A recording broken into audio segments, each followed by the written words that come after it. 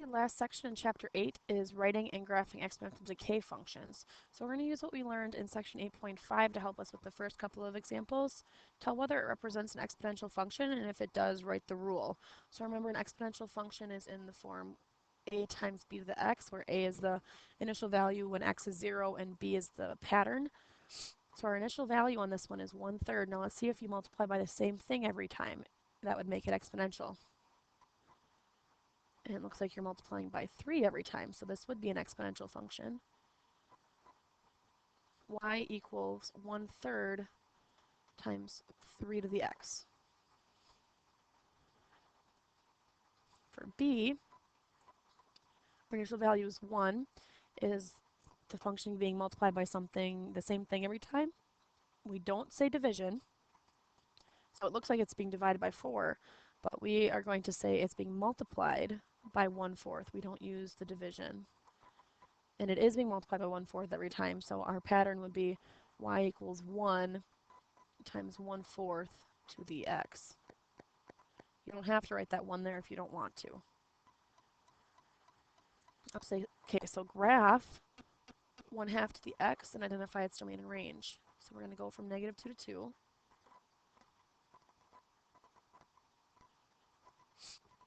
And these function values are 4, 2, 1, 1/2, and 1/4. So 4, 2, 1, 1/2, 1/4. So it's very similar to section 8.5. The only difference is it's going the opposite direction. So our domain, there's no x values we can't use, so it's all real numbers. Oops. Help if I didn't spell real wrong. And the range is still the same, it's just all the values that are above the x-axis. So y is greater than 0.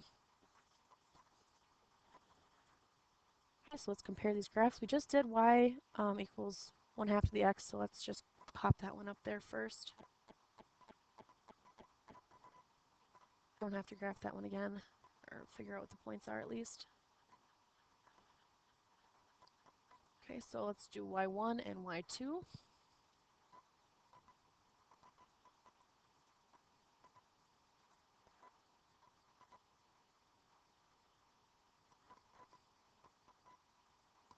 Okay, so y2 we'll do in black. Function values for y1 are 12, 6, 3, 3/2, and 3/4. So 12 is too tall. 6, 3, 3/2, 3/4.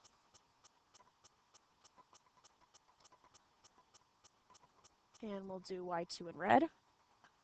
-4/3, -2/3, -1/3, -1/6, -1/12.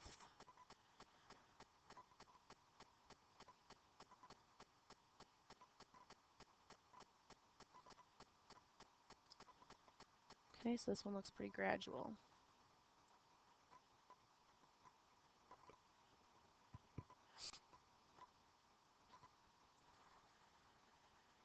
Okay, so in general, exponential growth and decay, if you have y equals a times b to the x, that's when a is bigger than 0 and b is bigger than 1.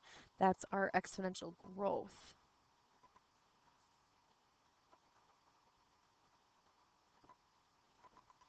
And if we have y equals a times b to the x, where a is bigger than 0, but b is between 0 and 1, that would be our exponential decay.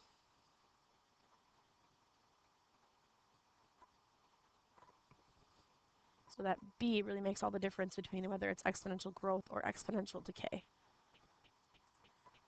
Okay, so our exponential decay model is y equals a times 1 minus r to the t. Same exact things. A is the initial amount, r is the rate of decay as a decimal, and t is the amount of time.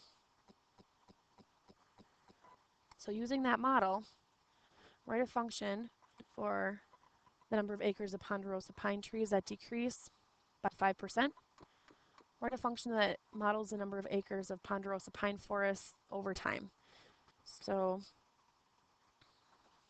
if we started with 41 million acres and our rate of decay is 0.05%, which is 0.005 as a decimal to the t, we can also just combine what's in our parentheses, y equals 41 times 0.995 to the t.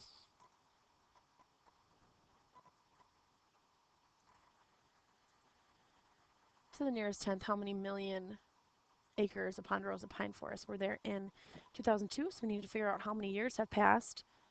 So it would be 39 years. So we'll put that in for t. 41 times 0.995 to the 39th, which is 33.7 million acres remaining.